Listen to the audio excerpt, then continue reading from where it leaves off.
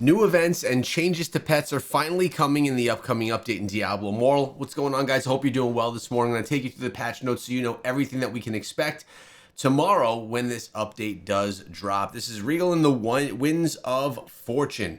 And there's a couple of things worth noting right here. One, starting on October 30th, the server time will be set back by an hour for all European and North American servers. All right, so server time is going to change. Why is this important? Time of events is going to change based on that server time. Make sure that you make note of that whenever you have shadow events or anything that is time related inside of the game. The update we're talking about is going to be coming on October 30th, which is, well, that is tomorrow, one day before Halloween. All right, a lot of stuff coming to the game, and this one is pretty cool. Sanctuary and Azeroth collide. We have a 20-year anniversary of World of Warcraft, and that's going to be celebrated within Diablo Immortal as well.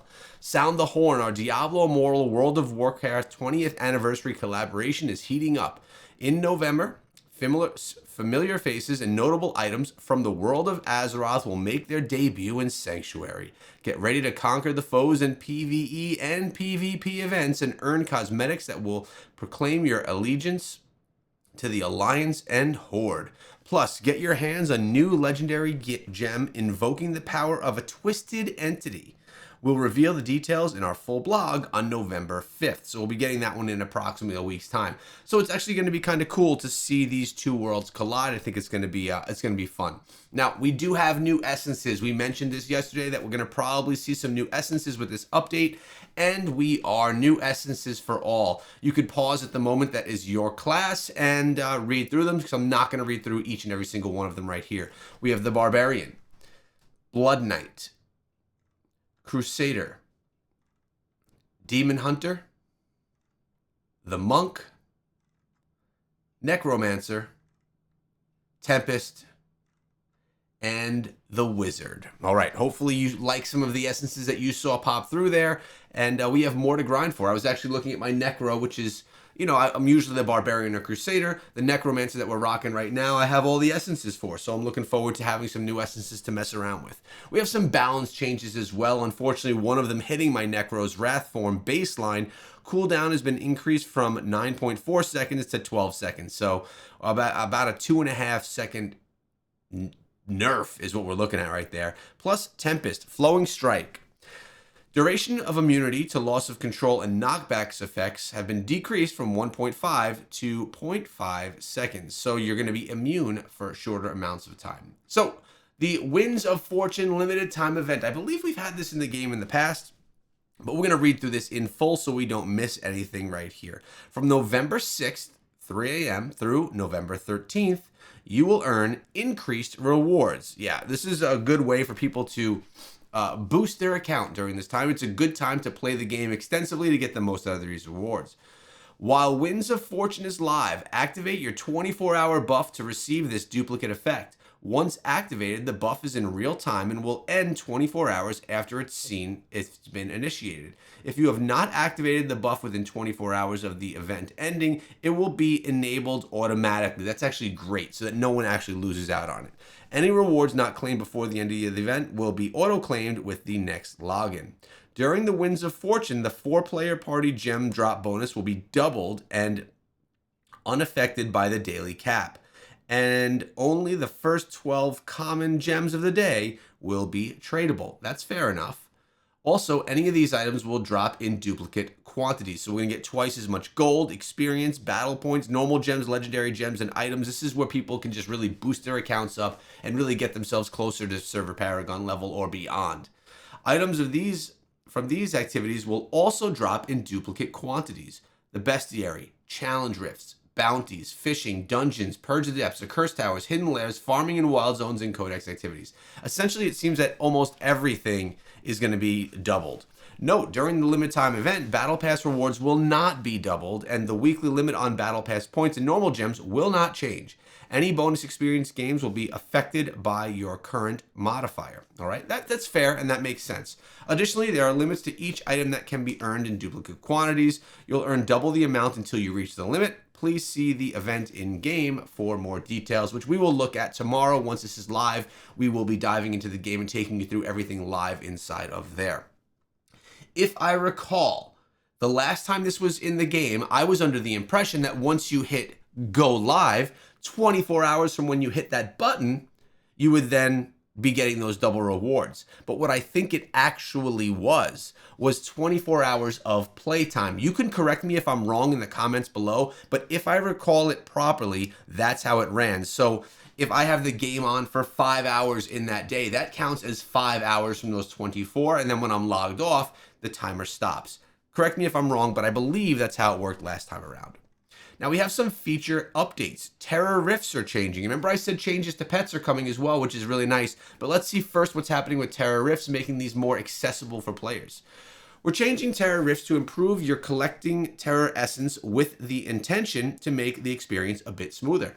This is good. To be fair, I don't do many terror rifts, and a lot of it's because I don't sit around and wait for the top of the hour or the bottom of the hour, and I'm typically doing something else when it's that time, and I'm like, screw it, we're not going to do it. Terror rifts will now be available for 24 hours with one map available at a time. Countdown timers are now individual and not shared with the team. Teams must enter the same difficulty level and map to participate in terror rifts together. Essence requirements for each Stygian spires has been adjusted. Previously, it was 200 essence per spire, but now it's 100, 150, 250, and 300. So they essentially made it a lot easier for you to be able to get those spires unlocked, so you can unlock all of them and you can get more terror essence. They essentially made getting terror essence a lot easier. While the total essence needed stays the same, but now it's easier to complete more of those spires. The spire locations will be shown directly when they refresh, making it easier to find them. Monsters no longer spawn when opening spires, and instead you'll go directly to fighting the boss. Screen effects have also been optimized for performance and overall appearance. So that's actually pretty cool. Sorry about that. I was reading and it wasn't on screen. A few things worth noting here. One, sometimes you're looking around, you're trying to hunt for these spires and they're hard to find. That could be frustrating. Sometimes you go in the complete wrong direction, waste time. Also, now when you go into a spire, not having to deal with all the enemies first and going right to the boss, it makes more sense. It's also going to shave off a lot of time. There's really going to be no reason. I mean, I always was able to get through all the spires. There's no reason now that we're going to even be in a time crunch. It's going to be pretty easy. And I usually do it solo and pick up a teammate along the way. Now, a cool thing is melding updates with pets, or familiars, I should say. Now, I will mention that we have had, as Diablo creators, as the Blizzard family, call it what you want, we've had conversations with Blizzard about the pet system and how it's clunky, overcomplicated for no reason. It's probably the most complicated system inside of the game, making the charm system look like it's easily understood, which it is for people that aren't new players. So it looks like they're making strides. This is the second stab that they've made at making things a little bit more straightforward for pets. Let's see what they got going on.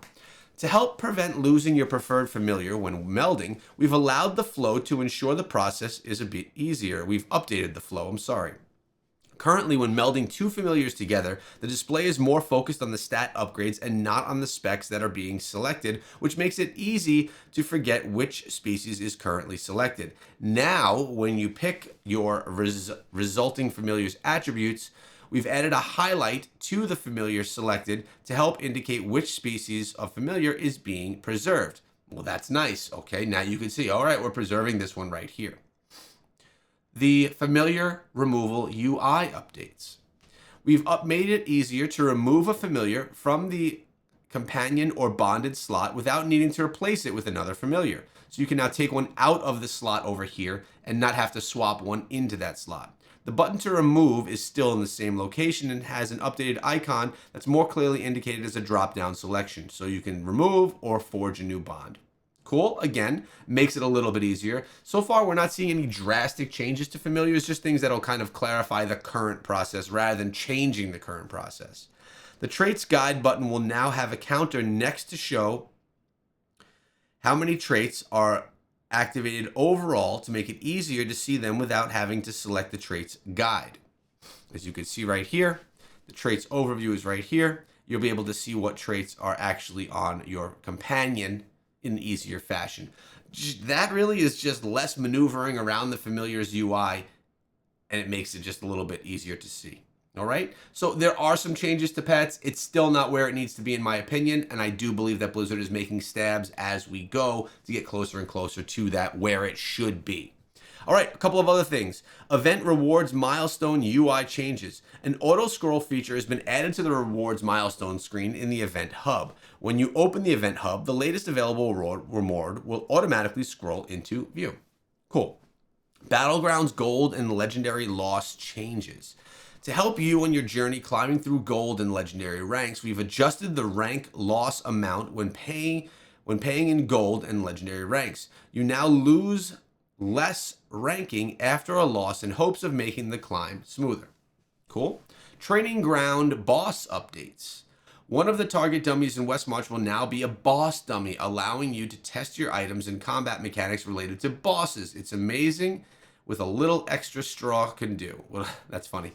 So they essentially, in the last update, they changed one of them so that you were dealing with elites, and now there's one that's going to be dealing with bosses as well to see how your build will interact with a boss. That's a good way to judge your build's power.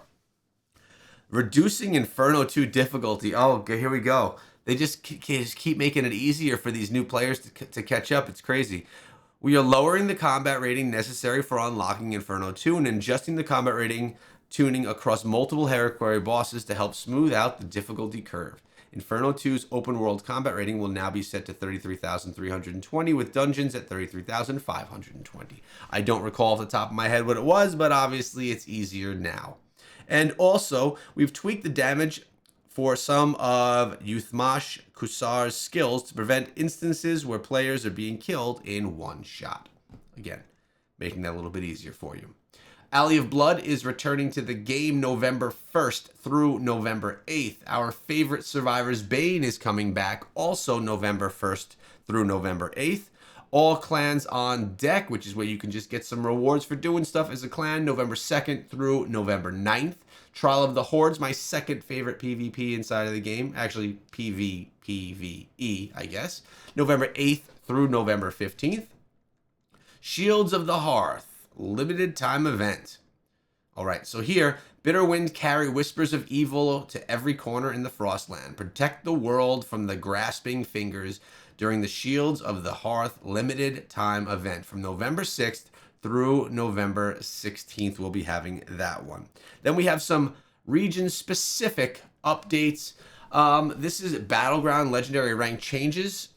When a Battleground match only has players in the Legendary rank, all stat compression is removed and extra damage reduction will be added. That's apparently only going to be happening in the China version. I share this because sometimes we see things happen in China and then make their way up to here in North America as well.